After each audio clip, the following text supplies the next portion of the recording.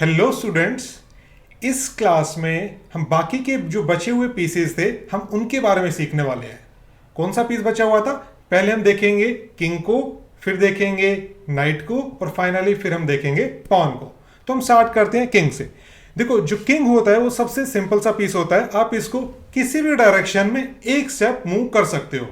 ये ऊपर जा सकता है, नीचे आ सकता है, लेफ्ट जा सकता है, राइट जा सकता है, बट जाना जाएगा वो सिर्फ एक ही स्टेप। आप डायगनली भी इसे मूव कर सकते हो, ऊपर नीचे लेफ्ट राइट, बट एक स्टेप ही मूव हो पाएगा। तो आप किंग को किसी भी डायरेक्शन में एक स्टेप मूव कर सकते हो। इस पोजीशन में हमें इस E6 स्टार को कैप्चर करना है अपने किंग से। तो बहुत ही सिंपल है, हम किंग को एक स्टेप ऊपर लेके जाएंगे, फिर एक स्टेप ऊपर लेके जाएंगे और फिर एक स्टेप डायगनली लेके जाएंगे और 3 मूव में हम इसे कैप्चर कर लेंगे। ऊपर गए और कैप्चर कर लिया।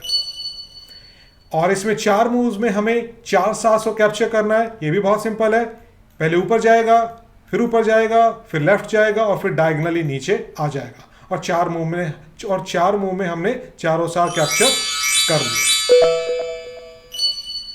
ओके, अब इस पोजीशन में आपको मुझे बताना है कि मिनिमम कितने मूव्स में हम सारे के सारे स्टार्स कैप्चर कर सकते हैं। कितने मूव्स लगेंगे सारे स्टार कैप्चर करने में? मिनिमम 6 मूव में हो जाएगा, 4 मूव में हो जाएगा, 8 मूव में हो जाएगा, 10 मूव में हो जाएगा। कितने मूव्स में हो जाएगा? तो आप वीडियो पॉज करिए और एक बार सोचिए कि ये कितने मूव्स में पजल सॉल्व हो जाएगी। ओके, ट्राई हम करते हैं कि कम से कम मूव्स में ये हो जाए। सबसे पहले ऑब्वियसली हम D6 को कैप्चर करेंगे, फर्स्ट मूव। सेकेंड मूव में हम इसे कैप्चर कर लेंगे और थर्ड मूव में हम इसे कैप्चर कर लेंगे। अब हमें कम से कम मूव्स में यहां तक पहुंचना है। तो हम 4th मूव में आते हैं यहां पर, 5th मूव में आते हैं यहां पर और 6th मूव में इसे कैप्चर कर लेते हैं। तो 7th मूव में यहां पर और फाइनली 8th मूव में हम इसे कैप्चर कर लेंगे। तो 8वीं मूव में ये पजल सॉल्व हो जाएगी। तो उम्मीद करता हूं कि आपको समझ में आ गया है कि किंग कैसे मूव करता है। ओके, अब जो नेक्स्ट पीस है जिसे हम सीखने वाले हैं वो है नाइट। देखो, नाइट मूव कैसे करता है। नाइट चलता है 2.5 कदम, 1 2, फिर मुड़ जाता है 2.5।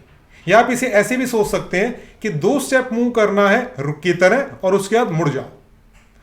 और ये नीचे भी आ सकता है, 2 स्टेप रुक की तरह और मुड़ जाओ। राइट में भी जा सकता है, 2 स्टेप रुक की तरह और फिर मुड़ जाओ। लेफ्ट में भी जा सकता है, 2 स्टेप रुक की तरह और मुड़ जाओ। और ये यहां पर भी जा सकता है, 2 स्टेप ऊपर और मुड़ जाओ यहां पर, 2 स्टेप नीचे और मुड़ जाओ यहां पर, 2 स्टेप राइट में और मुड़ जाओ यहां पर, 2 स्टेप लेफ्ट में और फिर मुड़ जाओ यहां पर। तो नाइट जो है इन 8 स्क्वायर पर मूव कर सकता है, 8 स्क्वायर्स पे। ये नाइट एल शेप में मूव करता है। जैसे एल होता है ना, एल ये वाला शेप, एल शेप में मूव करता है। उल्टा एल भी बन जाता है, ये वाला एल भी बन जाता है। तो या तो आप बोल लो कि ये 2.5 कदम चलता है, 1 2 2.5, या फिर आप एल शेप में बोल लो, या फिर सिंपल है 2 स्टेप मूव करो रुक की तरह और फिर मुड़ जाओ। तो इसमें हम सबसे पहले कैप्चर करेंगे C5 स्टार को। नाइट को हम यहां पे लेके जाएंगे और इसे इसके ऊपर रख देंगे। फिर नेक्स्ट कैप्चर करेंगे D7 को, 2 स्टेप रुक की तरह ऊपर और फिर मुड़ जाओ। अब यहां पे हमें इन सारे स्टार्स को कैप्चर करना है। कैसे करते हैं, कैसे करेंगे? स्टार्ट करते हैं पहले इस वाले से, C3 से।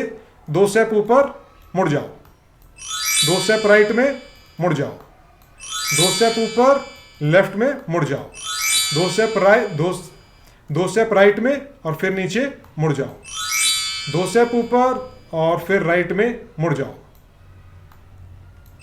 2 स्टेप ऊपर और लेफ्ट में मुड़ जाओ, 2 स्टेप राइट में और फिर यहां पर मुड़ जाओ। और फाइनली हमने सारे स्टार्स कैप्चर कर लिए हैं।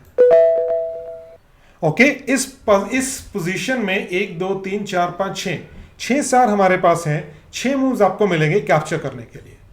तो बताइए आप कौन से स्टार को पहले कैप्चर करेंगे, किस तरह से 6 मूव्स में 6 स्टार कैप्चर हो जाएंगे। हमारे पास 2 ऑप्शन है, या तो हम यहां जाकर F2 कर लें या फिर F4 कर लें। ठीक है, मान लीजिए हमने किया F4, उसके बाद नेक्स्ट जो बचता है, नेक्स्ट बचता है कि हम 2 मूव रुक की तरह नीचे आए और फिर मुड़ जाएं।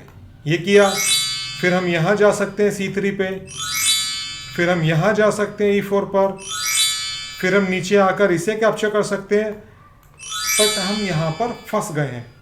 एक मूव में अब हम इसे कैप्चर नहीं कर पाएंगे, तो मतलब कहीं ना कहीं गड़बड़ हो गई है।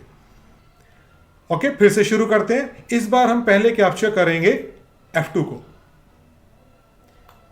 और फिर नेक्स्ट एक ही ऑप्शन है, ऊपर जाना है 2 स्टेप रुक की तरह और मुड़ जाना है। E4 को कैप्चर किया, 2 स्टेप रुक की तरह लेफ्ट गए और फिर मुड़ गए, ये कैप्चर किया। 2 स्टेप रुक की तरह राइट गए और मुड़ गए, ये कैप्चर कर लिया।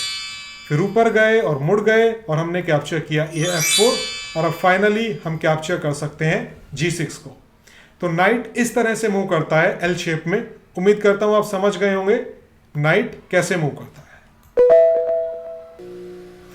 ओके, जो फाइनल पीस जो बचता है वो है पॉन।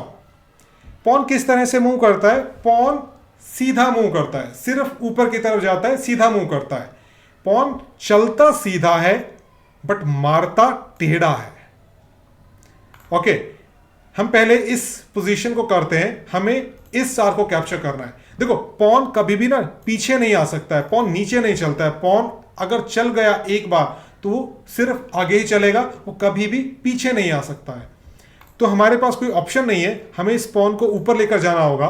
तो हम एक स्टेप आगे चलते हैं, फिर एक स्टेप आगे चलते हैं, और जब हमारा पॉन लास्ट रैंक पर पहुंच जाता है तो हम इसे प्रमोट कर सकते हैं किसी भी इन 4 पीसेस में। हम अपने पॉन को बना सकते हैं क्वीन या नाइट या रुक या बिशप।